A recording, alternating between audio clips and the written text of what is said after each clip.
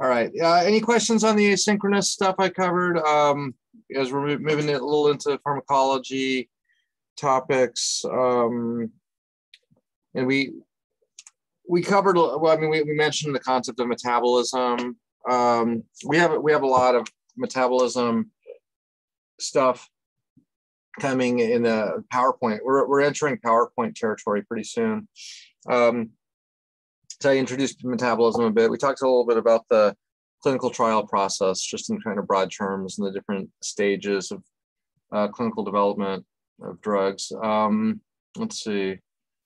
And we are, yeah, I think we're going to do a kind of cool little tangent into toxicology as a field of science, which is kind of like pharmacology.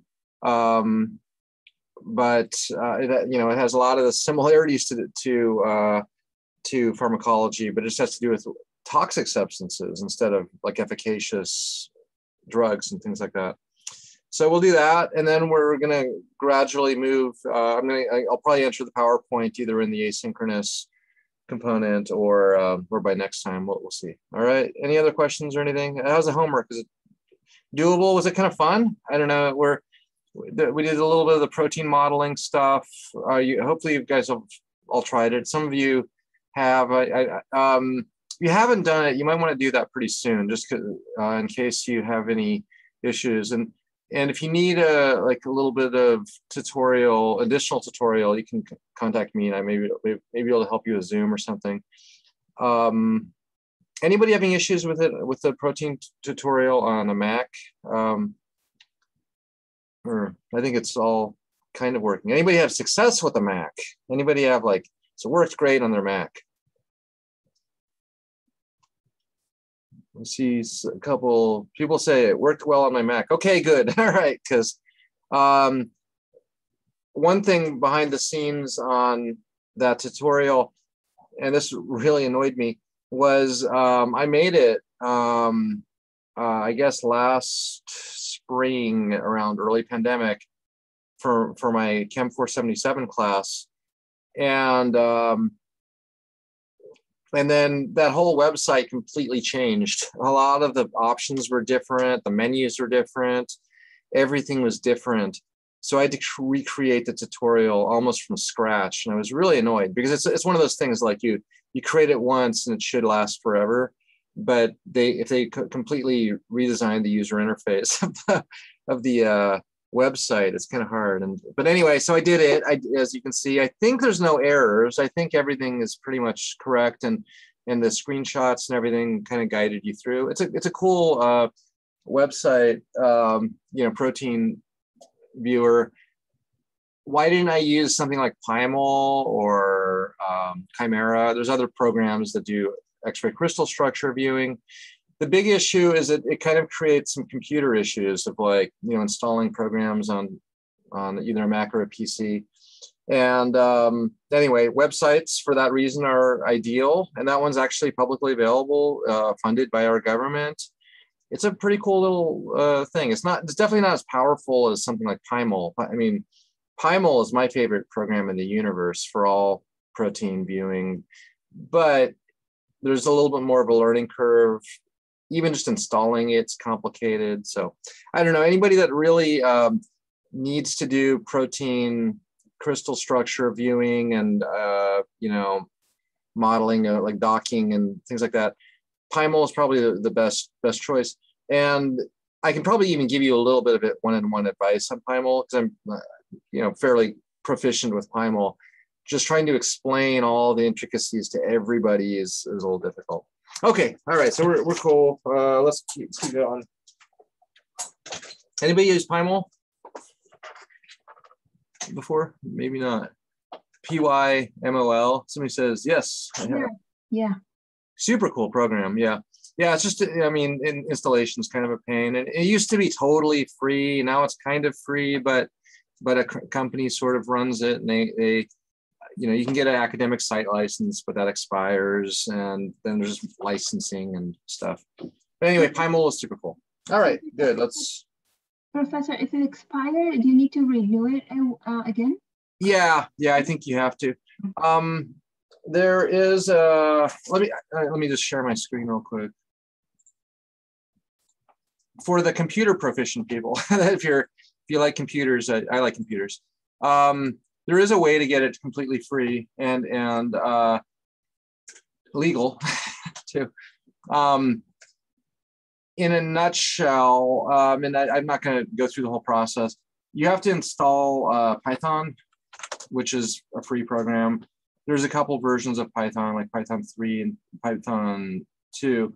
But then once you install Python, there's basically a repository of programs or Python libraries that basically has Primal available for free.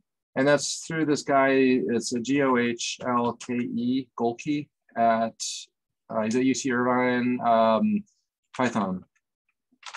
Christopher Golke, I think. Yeah, this Golke Python thing. Basically, what you can do is download Python. See all these things he's maintaining over here. Where is it? You can download Primal. Search for it. P-Y-M-O-L. Primal open source. And basically, the idea is you just have to kind of install the launcher. There's like different versions. You just get and it depends on the Python version. So it is a little complicated. But you basically have to download one of these launchers, and it has to match your Python version. And then you just have to download one of the Primal versions.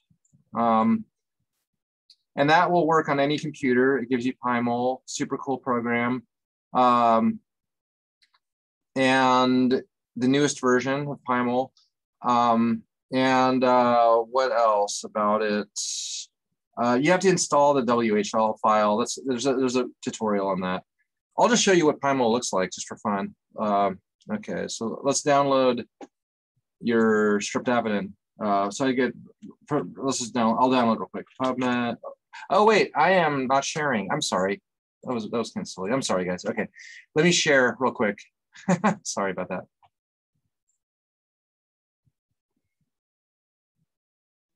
You were sharing, Professor. Oh, was I sharing? Yeah. Now I am sharing, yeah? Was I sharing before? Yes. Oh, it was. You saw it. Okay, you saw the Primal thing I was showing. Okay, I'm sorry. Okay, so you got that. Yeah, so anyway, the basic idea is this Christopher Golke person maintains a bunch of these libraries, and you're able to basically download the Primal launcher and the Primal program. Okay, installing it, may take half an hour to install the WHL file, but let's just download I don't know, PubMed or actually PDB1STP, which is I'm just going to Google search the streptavidin structure. I'll just show you without a full tutorial of Primal. I will just download it and open it up in Primal. There it is, and I can download the PDB file. So download the PDB file. Download it.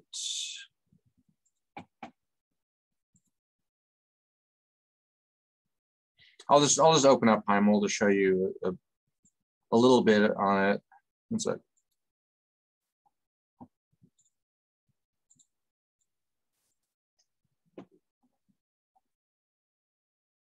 Loading.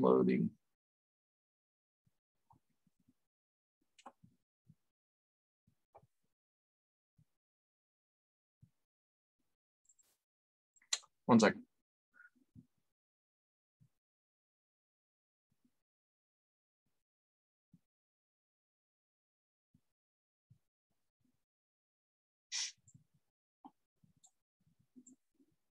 Yeah, this is Primal. It's just another viewing program.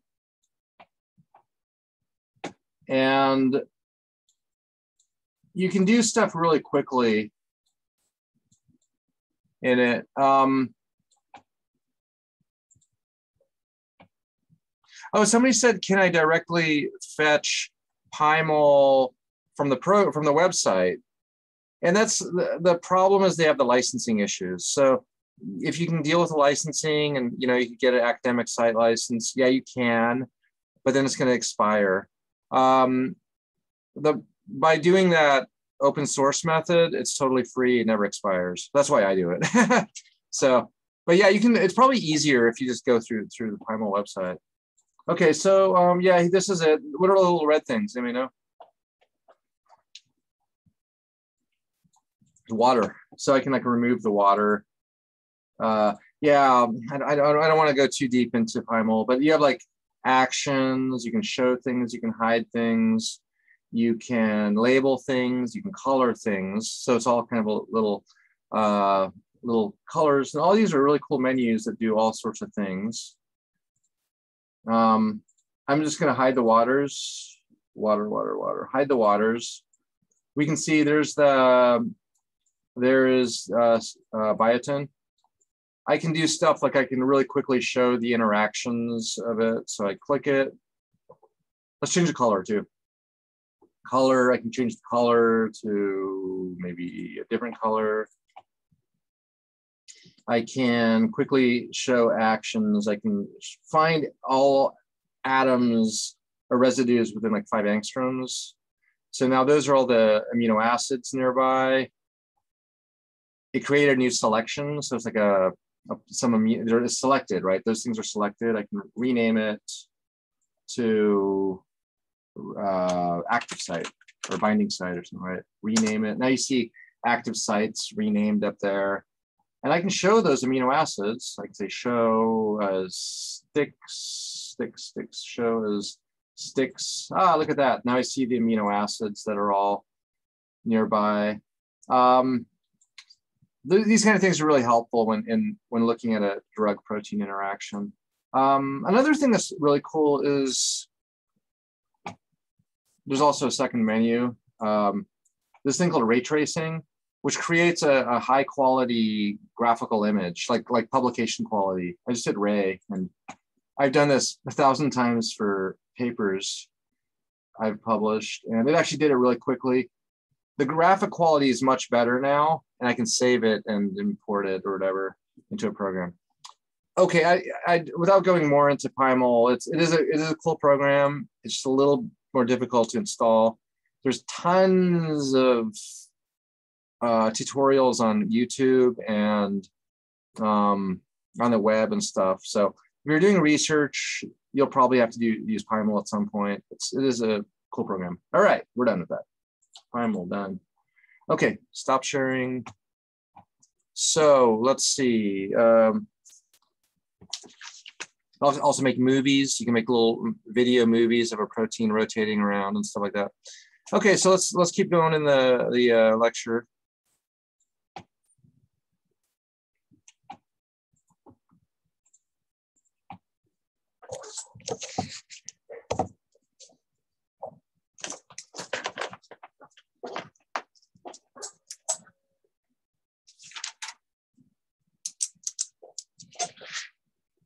So the last topics we did were number 3, which was pharmacokinetics, PK, pharmacokinetics. 4 was clinical pharmacology, briefly. Uh-oh, my pen's dying. Let's get another pen. Clinical pharmacology.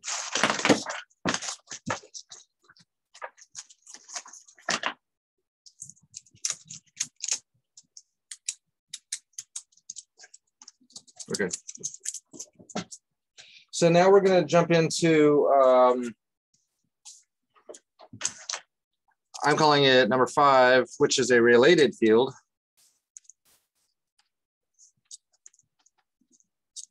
Of toxicology.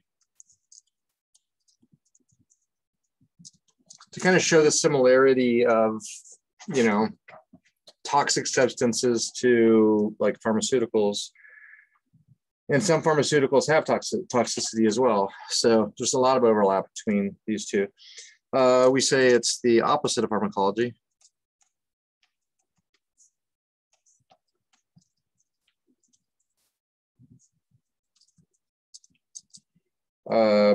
Basically studying adverse effects of molecules. And the mechanism of toxicity.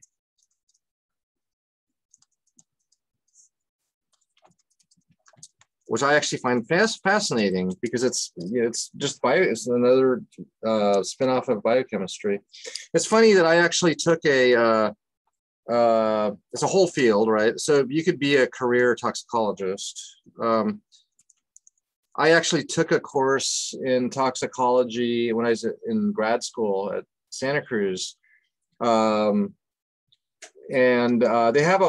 actually have a toxicology program. It's called ETOX, which is environmental toxicology, and they have a PhD program in it. Also UC Davis, so UC Santa Cruz, UC Davis have programs in toxicology, and it's also related to like the environment and green chemistry and things like that. So cool area of study. I actually took toxicology before I knew much about pharmacology. So a lot of what I learned about metabolism, for example, was actually in the ETOX course. So yeah, there's a lot of the same mechanisms and metabolism and things. Same use of metabolism, for example.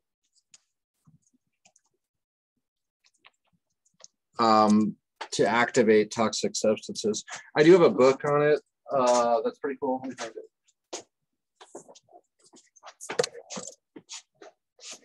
This book is pretty cool. I got the earlier edition when I was in grad school, Principles of Biochemical Toxicology by Timbrel. I think you can buy it pretty cheaply on Amazon, but it goes through a whole bunch of classes of molecules, and it talks about the metabolism and the how they might become toxic through interactions, proteins, and things like that. I had the third edition. Okay.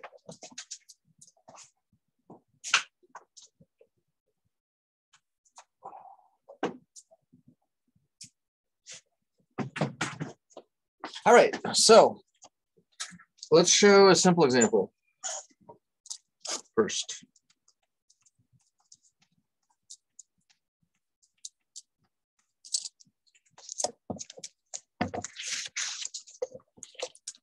Dimethyl sulfate.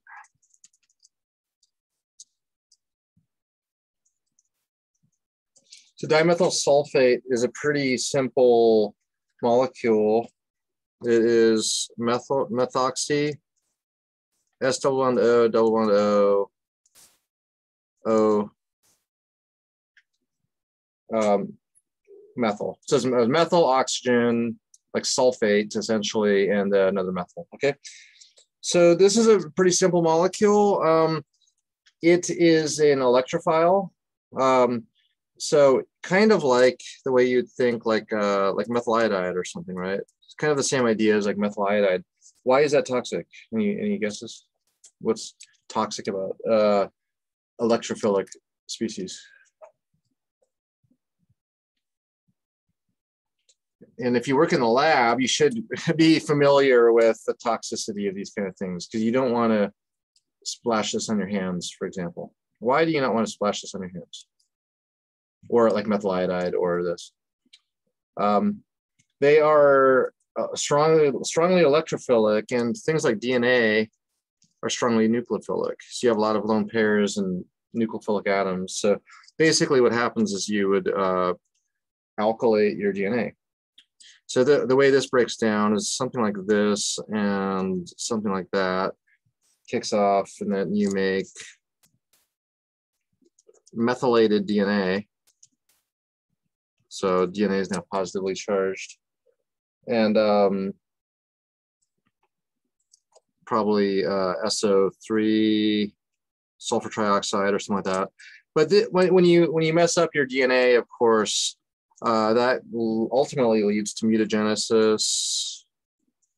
So mutations, tumors, things like that. And that can lead to cancer. It's not necessarily clear that, I mean, mutations often lead to cancer, but it's not like it always does. And so it can be kind of a local mutation, and it could be isolated into tissue. So just because something's a mutagen doesn't mean it's necessarily a carcinogen. And that's just fortunately, because we're exposed to mutagens all the time in our day-to-day life, right? Okay, and let's show another example. I'm going to get a new page because this is a big one. Today's day 10/13.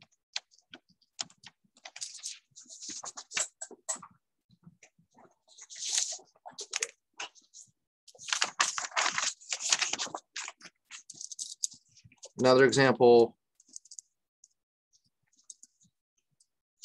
is benzoate pyrene.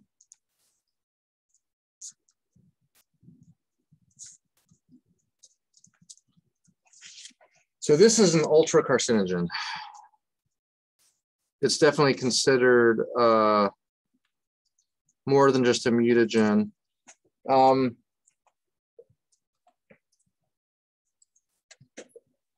And it's the molecule is pyrene. These are these polycyclic aromatics, polycyclic aromatic hydrocarbon. What does that mean? Bunch of rings. It's aromatic and it's composed of CNH, right? Hydrocarbon. So the structure of it is a bunch of benzenes.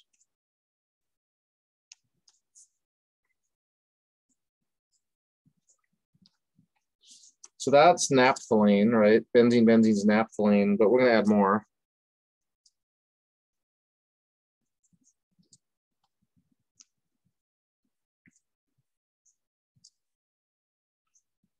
Almost looks like a steroid with some more rings, but everything's aromatic. So then we have this double bond. You have to draw the double bonds correctly.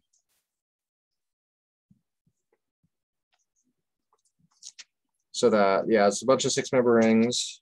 This is found in tobacco smoke. It's actually one of the I mean, people have considered it like one of the most important carcinogens in tobacco smoke that actually causes lung cancer. Because you're basically when you're burning tobacco, you're getting this into your lungs. It's found in some charbroiled meats even.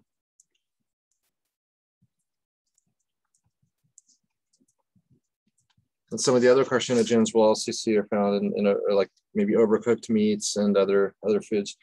Okay, but this is not a carcinogen. So you might say it's like a pro-carcinogen, like, you know, the way we think about prodrugs. It is not directly a carcinogen. It gets activated by P450, cytochrome P450, which does a lot of things in our body.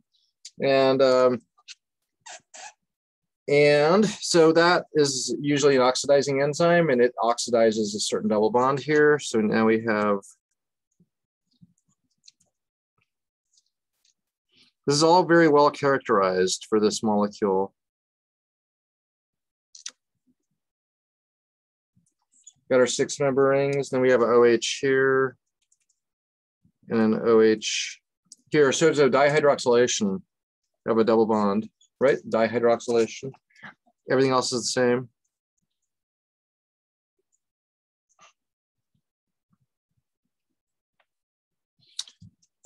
And this molecule is pretty well characterized. They even give it names, like this area is kind of called the Bay region.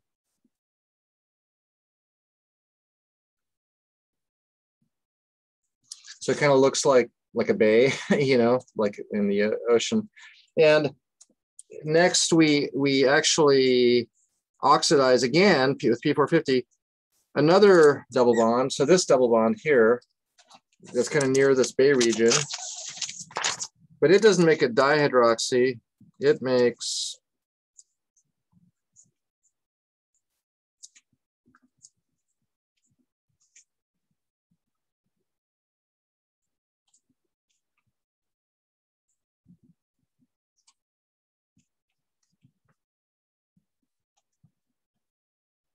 an epoxide.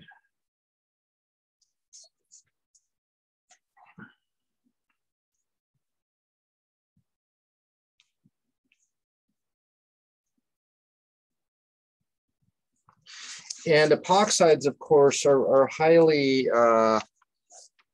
electrophilic, right? We know that from organic chemistry. So rather than like what we on the last slide where we attacked dimethyl sulfate, now DNA actually attaches right here to the epoxide. And now you got this whole thing kind of attached to your DNA. So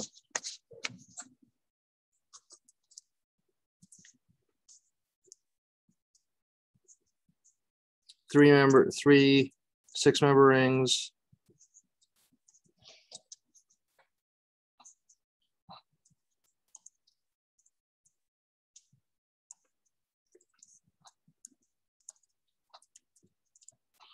And this is a little kind of like hard to remove. I mean, it's covalently attached to your DNA now. Uh-oh,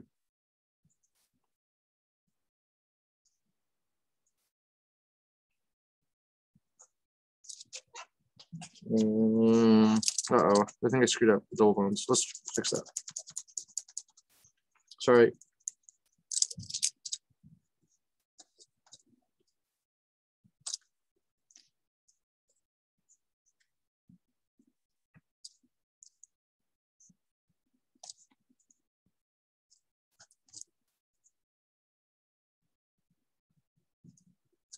Okay. Did I? Yeah, I screwed up a little bit there. That should be downward. That's like 5 bonds to carbon, right? It's a little hard to draw the double bonds. You have to do it correctly or consistently though every time. No 5 bonds to carbon. And here also, same problem. Okay, cool. Fixed.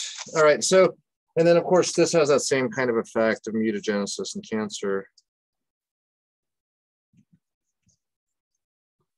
This is a pretty well-established carcinogen though, and it is very, very toxic. And one of the reasons people think tobacco smoke causes cancer. So are there other ways that this could maybe be destroyed or like scavenged by something else in our body? Anybody know? So DNA is not the ideal way to destroy this molecule because it gets attached. But there are, we actually do have some defense mechanisms against crazy electrophiles like this. And one of them is called GSH. It's called glutathione. GSH equals glutathione. And I'll draw that in a second. So this is a nucleophilic scavenger. Nucleophilic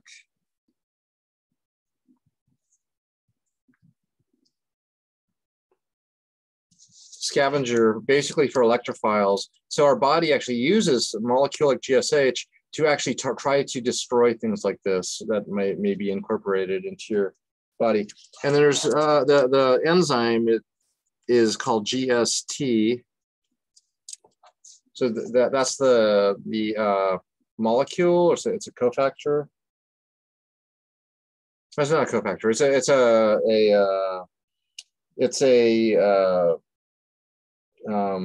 what's it called?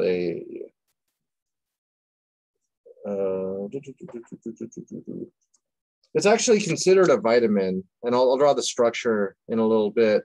But it's a couple amino acids and as a thiol. We know that thiols are nucleophiles, right? So it's like it does the same exact thing. So the thiol would attack and basically destroy the electrophilic site. And then, you know, you don't have to worry about DNA doing the same thing. So GST is an enzyme called glutathione S transferase. So it's actually an enzyme that helps, it catalyzes this process and uses glutathione to help with the attack onto electrophiles. Okay, so then it basically would make the glutathione adduct instead. So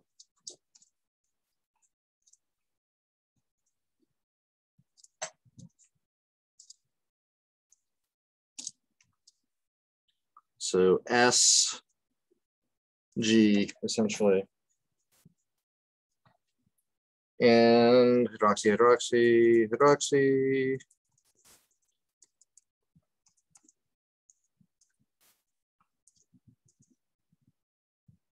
Okay, good. And then this can be excreted. There's almost like a metabolism method using this scavenger molecule, this nucleophilic scavenger, glutathione. Okay, so what is glutathione?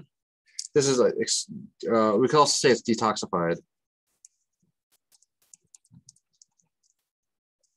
Okay, detoxified. All right, so what is the structure of glutathione? GSH is just a couple amino acids, including a cysteine. So small peptide.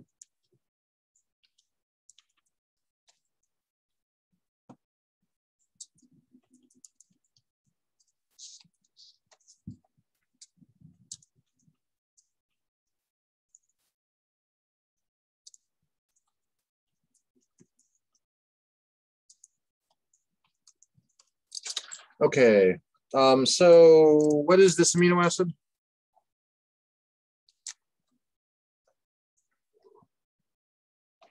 You may know. It's kind of a funny amino acid here because, I mean, that's the amino acid, right? I mean, with that, if that was a carboxylic acid on the right, it would be, it's one of the acids. It's either aspartic acid or glutamic acid. That's glutamic acid, right? Aspartic acid has one fewer carbons, so it's like just a single CH2. Glutamic acid has the two CH2s, okay? Glutamic acid. But structurally, what's kind of weird about this glutamic acid, because peptides are usually built on the C-terminal position or the N-terminal position, right? But this is like linked off the side chain of, it's linked off the side chain. The side chain is the carboxylic acid, right?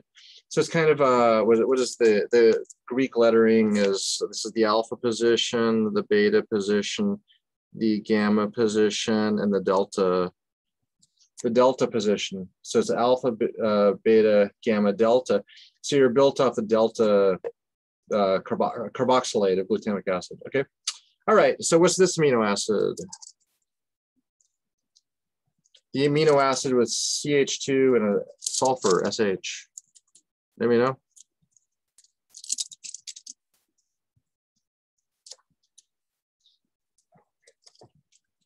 It's kind of like if you have an OH. What's OH? The alcohol version of this middle amino acid. Because alcohol, if it's OH, it's serine, right? But if it's sulfur, it's called cysteine. Right? That's the amino acid. If you have a sulfur. And anybody know what this amino acid is? It's glutamic acid, cysteine, and the funny amino acid with no side chain.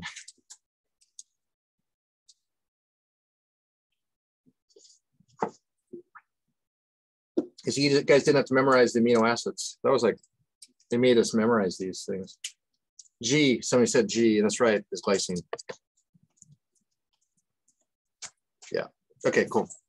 Yeah, and they have all up codes. I think it's D or E, maybe it's E, D or E for glutamic acid. Cysteine is C and glycine is G.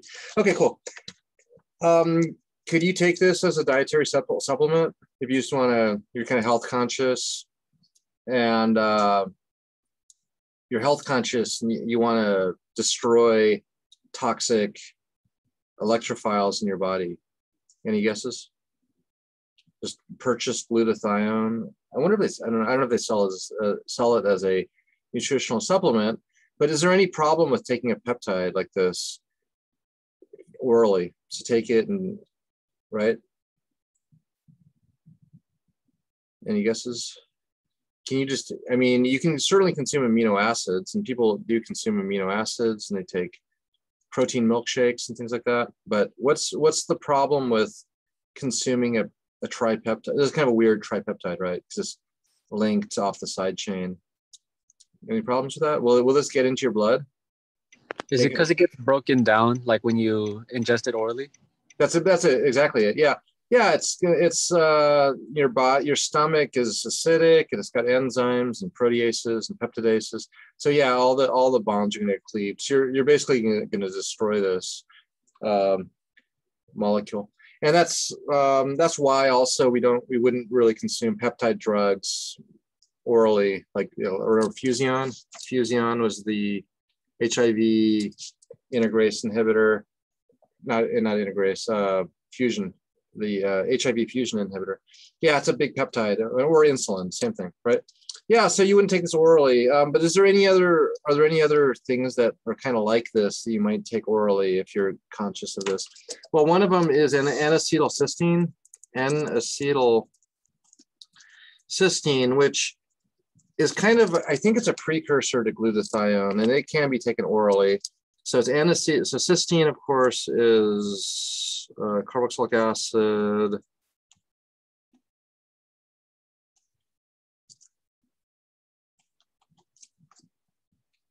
Yes, this. And this is actually a proper nutritional supplement that it can be sort of taken as an antioxidant. And antioxidants also destroy molecules that, you know, are oxidative molecules, kind of like this. So N-acetylcysteine, I think it's actually turned into glutathione in the body, or it can also be used actually as a nucleophilic scavenger itself. So, okay, good. All right, let me see what else.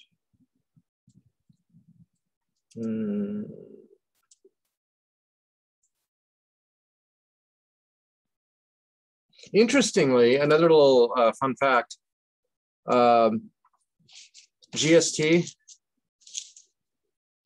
you know, seems like maybe a kind of important protein, like as an enzyme.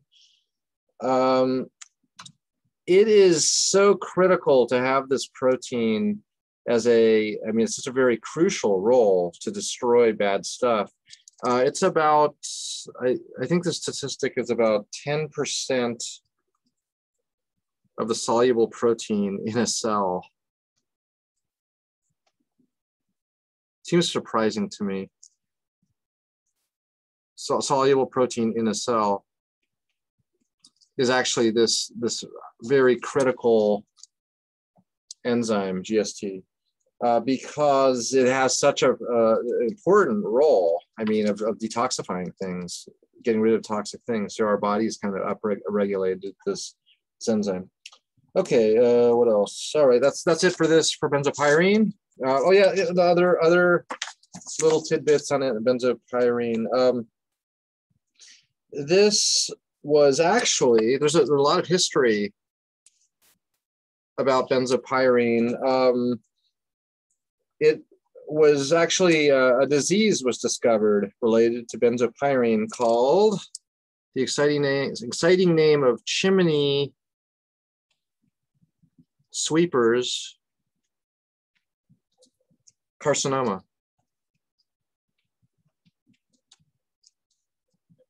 Discovered in 1775, so a long time ago.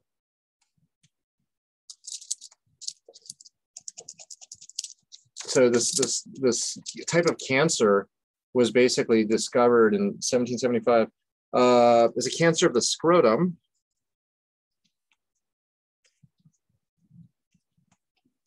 And it was basically discovered in chimney sweepers. So people that climbed down the chimney to sweep it up, they would get all this kind of ash all over their bodies, right? and then we get a resulting cancer from it. It's considered the first reported occupational cancer.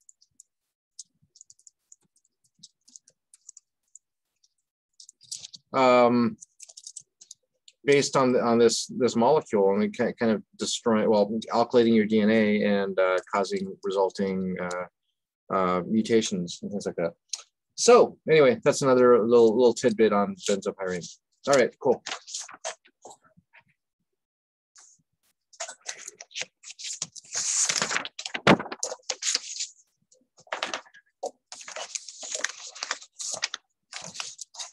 Another simple example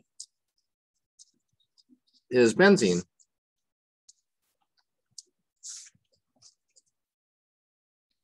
And so benzene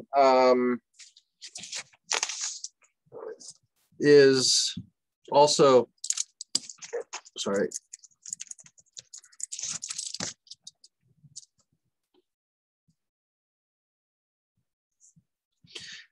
metabolized by cytochrome P450 in sort of a similar way. So it first epoxidizes, and then the epoxide breaks down. So like water attacks it or something. That may actually happen with benzopyrene. So it might, because initially we formed the dihydroxy.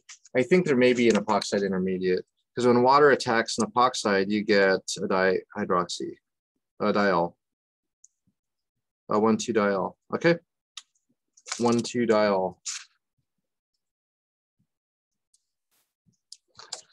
Okay, and anyway, so it does it again.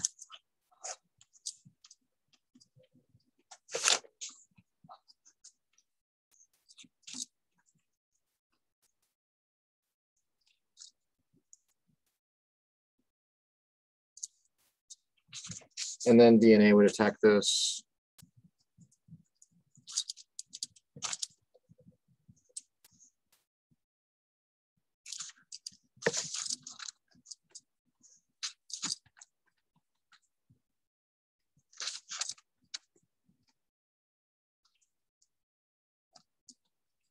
Okay, and then same kind of toxic effects.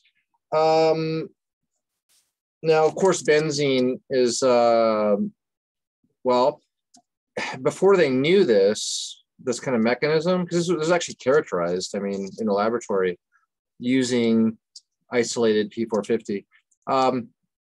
Before they knew this, like benzene was a very, very popular solvent because that's such a cool structure. And a lot of people like wash their hands with benzene, right? And of course, they all basically got cancer later. It's a very toxic substance. And it's like 20% of gasoline, right? So 20% of gasoline. And so certainly when you're pumping your gas, I mean, small doses of carcinogens aren't necessarily going to give you cancer. It's kind of the repeat exposure all the time.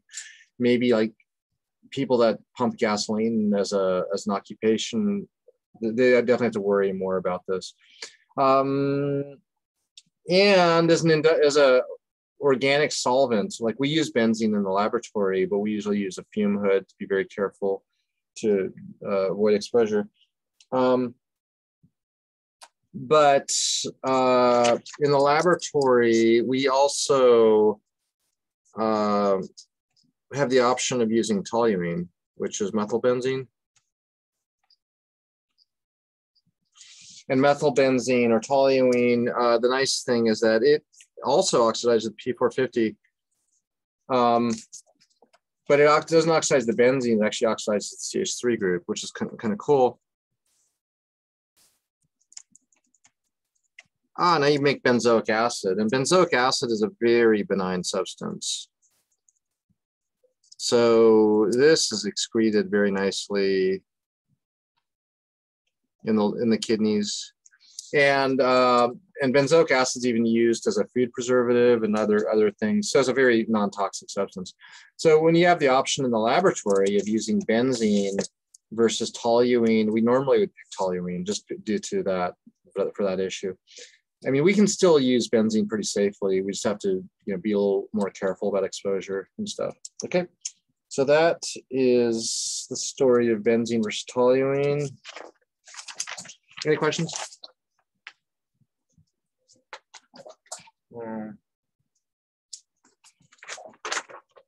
Let's talk about some other stuff now.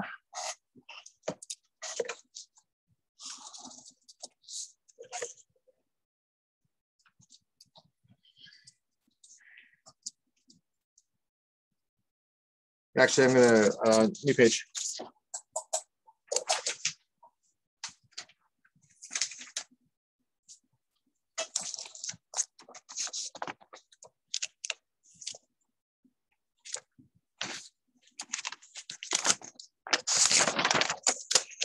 And I think I said, like if you were studying this, if you were studying toxicology in the lab, and studying maybe the effect of P450, like how to study metabolism, how would you do that, right? And maybe to study the biochemical degradation of benzene or, benzopyrene.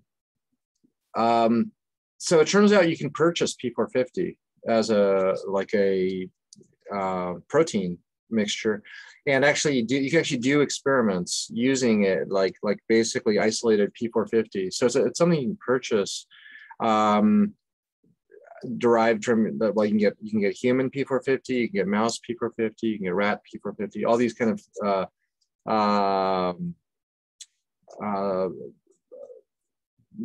basically it's called liver microsomes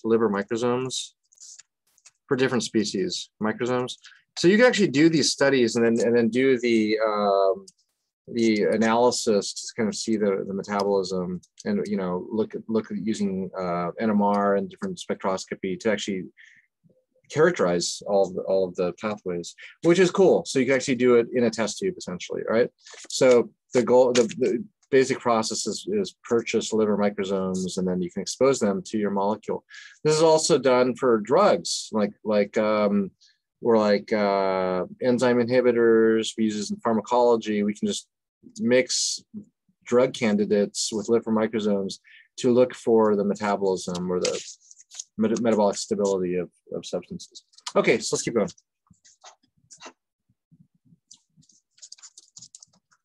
Another interesting example are nitrosamines, super toxic substances.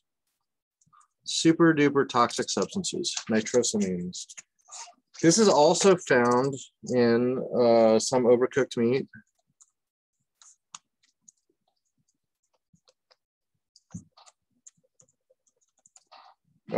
Bacon and things like that.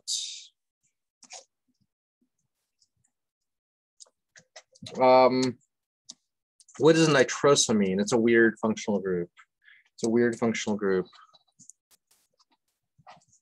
Nitro is like an amine, and then you have a N double bond O on it. So this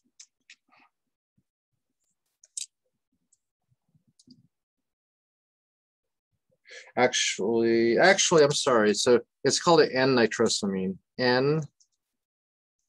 N-nitrosamine. So N-nitrosamine basically means, because this is the nitrosamine. Let me check something. I'll get you. 1 sec. Sorry.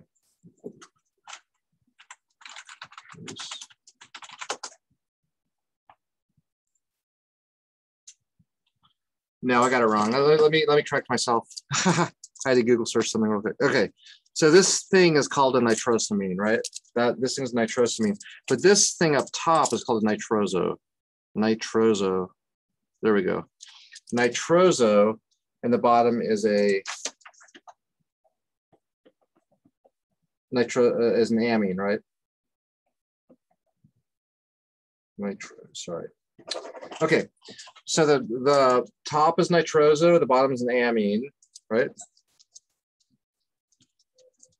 And together they become a nitrosamine. Got it? Okay, sorry about that. So interestingly, just like a lot of substances, this whole thing is actually not toxic itself, not toxic itself. So it is also, like we talk about prodrugs, this is called a procarcinogen.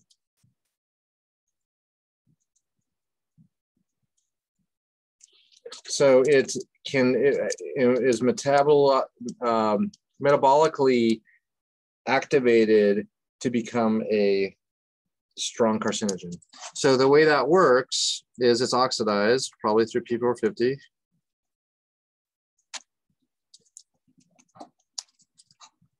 And what actually gets oxidized is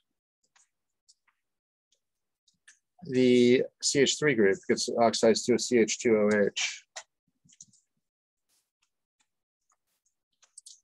Okay. And then what happens is the alcohol kicks in, this breaks off.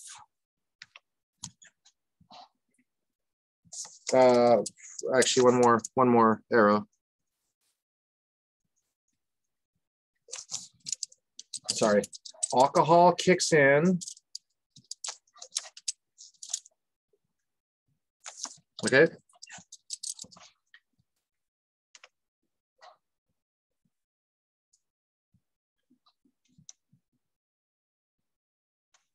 This bond breaks and makes a N double bond N. And then this bond breaks and pushes electrons onto oxygen. So what does that give us? All right. First, we make formaldehyde. So we're assuming proton loss, because this becomes formaldehyde, right? That, of course, we have a proton that gets lost. Formaldehyde is actually toxic itself. It's a carcinogen itself. But then this thing, what happens to this?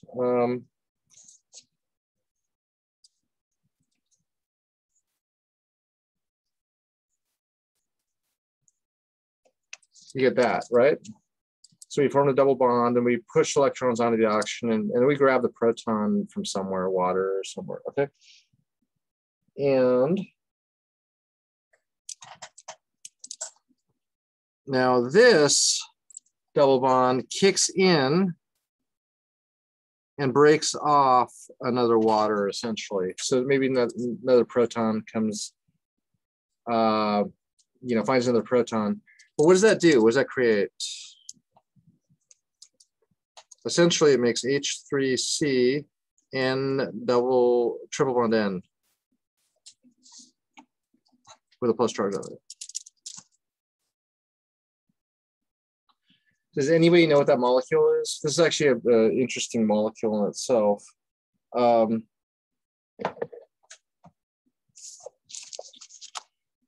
You may have studied this or learned about it in your organic chemistry class. It's kind of a weird molecule. It's called diazomethane. This is super toxic, a super toxic methylating agent, kind of like iodomethane, but more so because DNA now can kind of attack the methyl and kick off N triple bond N. Is that a good leaving group? I mean, what makes a good leaving group? What makes a good leaving group? Like when you think about leaving groups, like why would something be a good leaving group? Good leaving groups are super stable, right? And is N triple bond N stable? That's like ultra stable thing. It's N2 gas. It's a very the triple bond, the N triple bond N is a very stable bond. And when you form a gas, gases, they bubble away and they don't come back. It's a very irreversible reaction. So N triple bond N is like one of the best leaving groups on the planet, right? So when DNA attacks the methyl group and kicks this off, that basically it forms methylated DNA, very efficiently. Okay. And then, you know, that could lead to cancer. Now, yeah, and diazomethane is definitely considered a pretty, let's say it's definitely a carcinogenic substance, all right? So actually, I'm gonna slightly correct myself. This is diazomethane with an extra proton. Let me just say that, with extra proton, because it's not exactly diazomethane.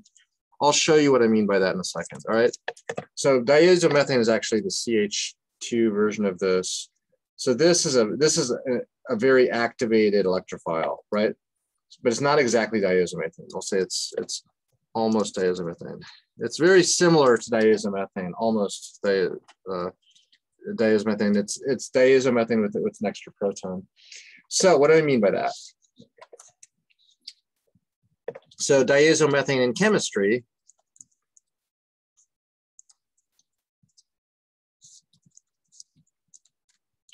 it's actually a very nice reagent to make methyl esters. Make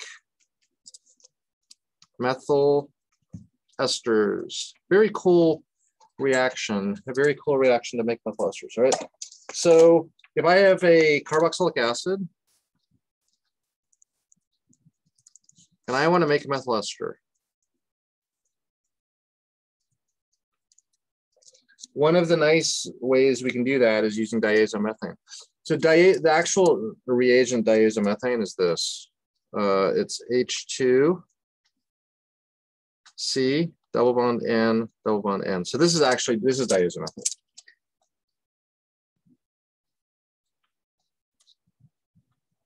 This is the structure of diazomethane. You can see it's kind of like this. Like I said, this is diazomethane with an extra proton. What I mean by that is this has CH3, whereas diazomethane has a CH2. Okay, I don't have a good name for this. There probably is a name for it, but it's you know, we'll see it again in a second. All right. The big thing to know is it's super, super, super electrophilic. Okay, so we can draw the resonance structure of this. Let's draw the resonance structure of diazomethane. And what's the charges on the nitrogens? Anybody know?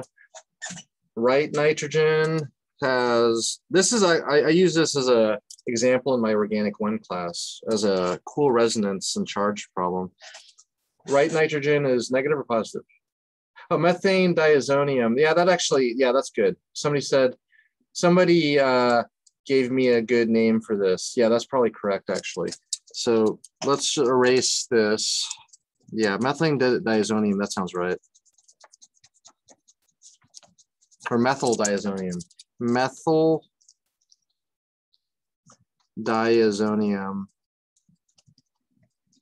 Good, that's a good name for it. Methyl diazonium. It's also called,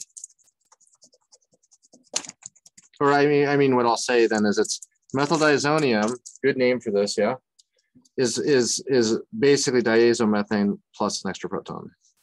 Diazomethane plus extra proton. Okay, cool.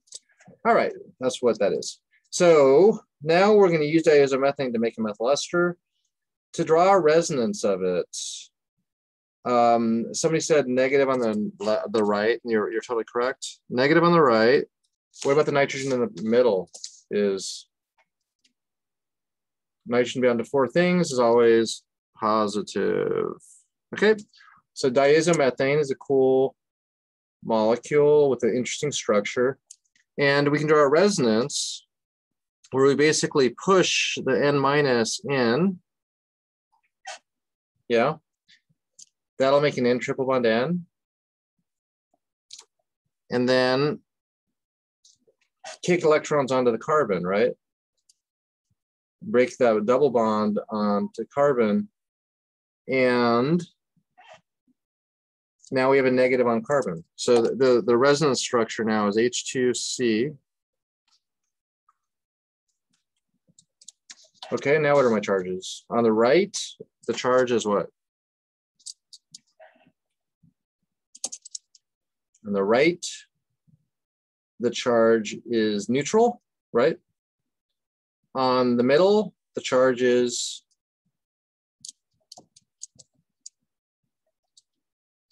just like before, positive. And on the left, now we have a lone pair. And the charge is negative. Okay, cool. Interesting little resonance pair, yeah, of diazomethane.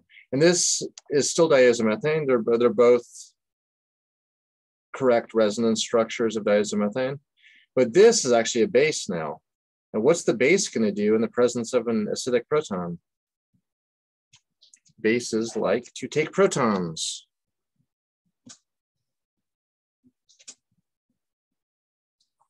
Right?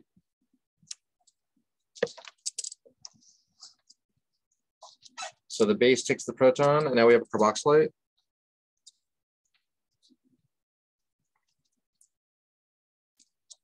Carboxylate, right? And now we have methyl diazonium. That carcinogenic intermediate. So now we may make a good nucleophile in the presence of a methyl with the best leaving group in the universe, one of the best leaving groups in the universe, right? So what's it going to do? And how's it going to maybe make the product? Well, circle on pair, attack, kick off N2, and you got your product. And the best leaving group in the world, one of the best leaving groups in the world, right? Isn't that cool? This is a neat way to make esters. It uses a reagent that's considered a super toxic and carcinogenic, diazomethane. But the way it works is kind of the way that nitrosamines are carcinogenic. Nitrosamines are carcinogenic, which is because they also create methyl diazonium and then cause methylated DNA and stuff. So it's an interesting thing. So about this reaction, I mean, the byproduct is pretty environmentally benign, right? So you might think, yeah, it's a pretty cool environmentally friendly reaction because you're not creating any byproducts except N2. And in that regard, it's actually almost a perfect reaction, right? There's no byproducts, right?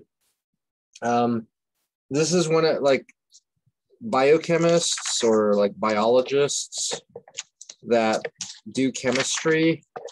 They love reactions like this because if they need to make a methyl ester, like for some kind of biological project or something like that, all they do is you basically take your carboxylic acid and drip in some diazomethane, and out comes the ester. It's just a very simple reaction to carry out. So biochemists and biologists love this reaction as an organic reaction. What else about this? I think I have a couple more of these cool examples. I'm probably just going to stop though, because we have about 8 minutes. I don't know if we can get through the last one, but the next one I will talk about, I'll just mention the name, is sodium nitrite.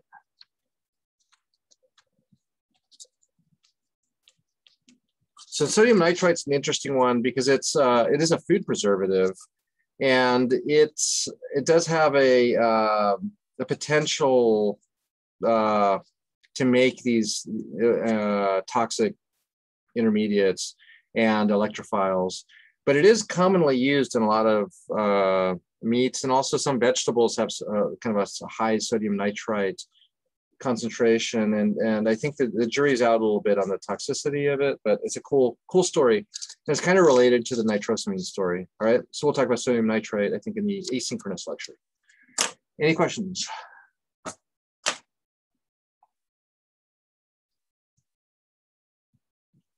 Not sure if you guys have heard of the diazomethane story, but it's actually a pretty cool organic reaction.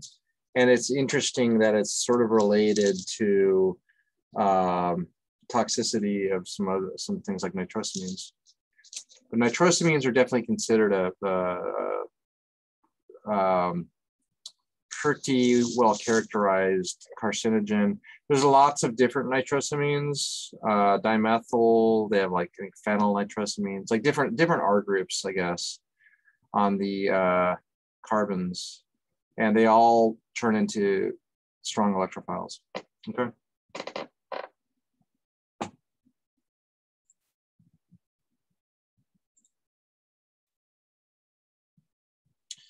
All right. Well, have a great day. I'll like usually I will get started on the asynchronous lecture in a few minutes, and I'll try to publish it by tomorrow on YouTube.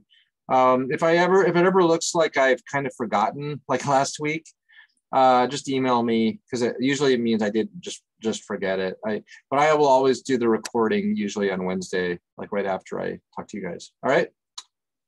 So have a wonderful night, and good luck on the homework. All right. All right. Thank you. Thank you. See you guys. Bye bye. Thank you.